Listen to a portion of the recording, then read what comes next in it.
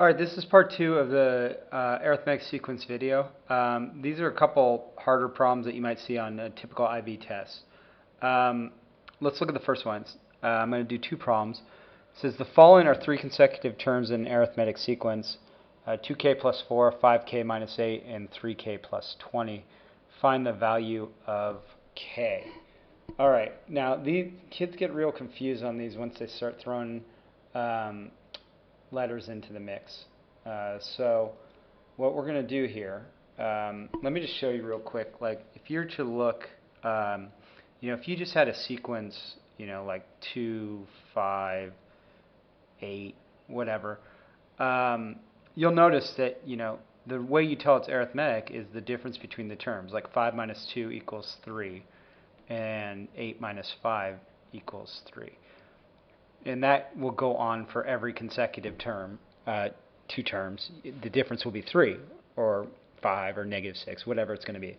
Well, to find k, we're just going to follow the same concept here. So what we're going to do is we're going to take the middle term, which is 5k minus 8. And, that's not a good 8. And then subtract 2k plus 4 from it. Okay? And that's going to equal, let's see, 3k plus 20 minus 5k minus 8, minus the middle number. Okay, so setting this up is really the trick to this problem. Solving it after this is fairly simple. Basically, it's going to be 5k minus 8 minus 2k. You got to distribute the negative, or expand brackets. And distribute that negative to the negative, or to the 4 as well, so you're going to get a negative 4. And then you get 3k plus 20 minus 5k plus 8. Now we'll just simplify these terms. Okay, well, let's see. We got on the left-hand side we have 5k minus 3k, or 5k minus 2k, so that's 3k.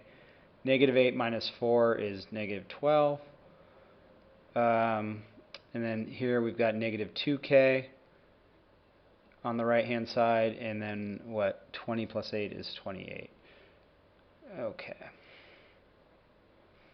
Alright, so now let's just put all the terms, like we'll move the negative 2k to the left, and we'll move the negative 12 to the right, so we get 3k plus 2k.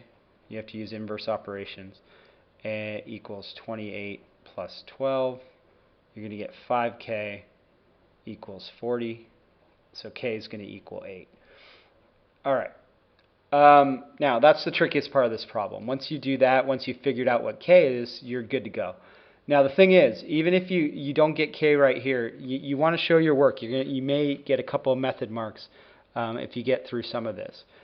Okay, so now find the value of the three terms. Well, we'll just plug in 8 for k, so we get 2 times 8 plus 4, which is what, 20? Okay, and then we get 5 times 8 minus 8, which is 32. And then the last one is 3 times 8 plus 20, which is what, 24 plus 20 equals 44. All right, so we're good to go. So our terms there are, if you look back up at the top, this is 20, this is 32, and this is 44.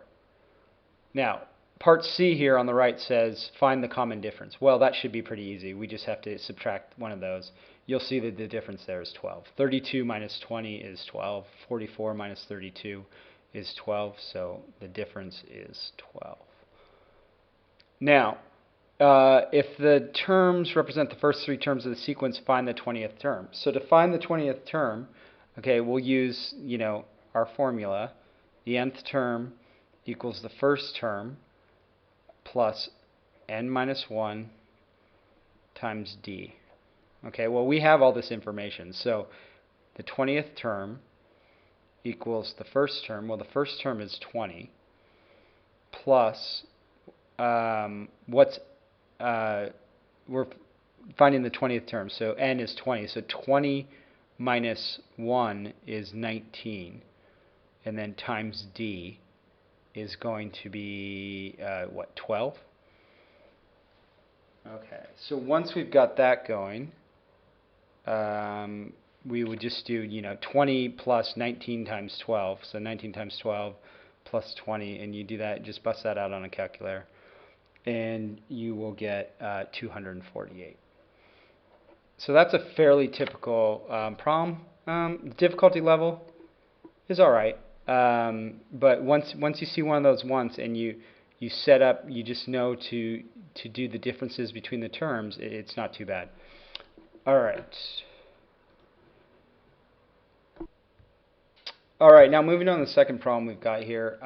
This is one where you're going to have to use simultaneous equations or a system of equations. So it's, the second term of an arithmetic sequence is 10. Okay. So the second term is 10, and the sixth term is negative 14. So equals negative 14. Okay. Like that. All right. Find the common difference. Okay, now this is a little tricky.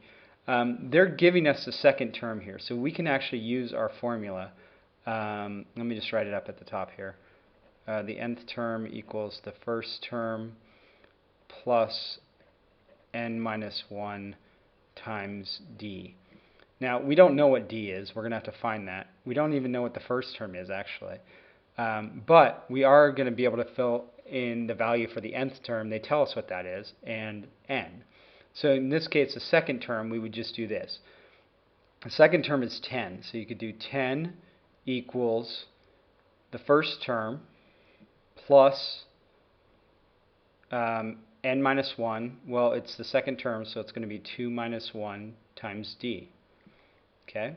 The second one would be negative 14 equals the first term, plus, now what's negative 14? It's the sixth term, so it's going to be 6 minus 1 times d. Now, if you were to simplify these, you would get, you get 10 equals the first term plus 2 minus 1 is 1d. Okay, and then negative 14 equals u sub 1 plus 5d. Now the beauty of this is when you set this up, this is actually a simultaneous equation, simultaneous equations, and what you can do is just subtract these. So if you subtract these simultaneous equations, you will be able to figure out what d is, and I'll show you how right here. So let's subtract them. 10 minus negative 14, which would be what, 24, equals, now the beauty of this is like u sub 1 minus u sub 1 is 0. That variable goes away. So we're using basically what's called elimination to do this. And then 1 minus 5 is negative 4, d. Okay, so we'll divide 24 divided by negative 4, you're going to get d equals negative 6. So that's our difference. And once we've got that, we're in pretty good shape. Okay, so we've got the difference. Now, they want us to calculate the first term of the sequence. All I'm going to do is take one of those equations from the previous problem. So, like, I'll take the first one. 10 equals the first term plus 1d. Well, now I know what d is. d is negative 6, so I'm just going to sub that right in there. So I get 10 equals first term plus 1 times negative 6. Well, that's going to be negative 6. So you get 10 equals the first term minus 6. So move the 6 over, you get the first term. It's going to be equal to 16. All right, so you're all good with that. Now, moving on to part C, it says, okay, find the 12th term of the sequence. Okay, well, let's just use the formula. We know a lot of information now, so this shouldn't be too hard. So the 12th term of the sequence is going to be the first term. Okay, what's the first term? Well, we just found it out, 16, plus, and then n is 12. So 12 minus 1 is 11 times the difference, which is negative 6. Okay, so you get the 12th term equals 16 minus 66, which is what, negative 50? So the 12th term equals negative 50. All right. So you should be good to go on that so far.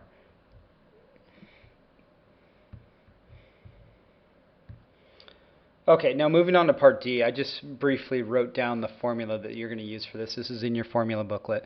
The sum of the sum of n terms is n over 2 times the quantity of 2 times the first term plus n minus 1 times d. Okay, we have all this information, so we can put this in right now.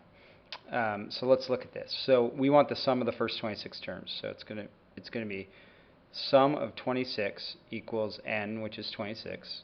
26 over 2 times 2 times the first term. What's the first term? We found it's 16, right? Plus n minus 1. Well, n minus 1 is 26 minus 1, so it's going to be 25 times d, which again is part A, so it's going to be times negative 6. Okay, so if we do this out, I'm going to just do it in my head here. 13, you get 32 plus negative 150. Okay, or 32 minus 150, so that's going to be what? Negative 118. So it's going to be 13 times, let me just check on the calculator here. 32 minus 150 is, yeah, it's negative 118. Okay, and so we'll just do that times 13, and we get the sum of the first 26 terms. Okay, technically I should be doing this, writing all these down. So the sum of the first 26 terms is going to be negative 1534. And you can get a negative answer for that. It's not that big of a deal. All right, now the important thing to know here from an IB perspective is always try and work through these problems. Even if you get the first, like part A, wrong, you can always have follow through with your answers, because you'll notice that each step kind of builds on the next step. So a lot of kids look at these types of problems and they just go, oh gosh, I don't know how to do it. I don't know how to write the equations, and they kind of give up. But you're leaving a lot of points on the table if you do that. So what I would recommend is just give it your best shot. Try and find the D. I mean, it's easiest to do it with simultaneous equations. You could guess and check even if you wanted to. Oftentimes it will ask you to write the equations though. Then next, find the first term, find the 12th term, etc. All this is showing is that you're able to use the arithmetic formulas. So that's the end of part 2. I hope it helped. Thanks a lot.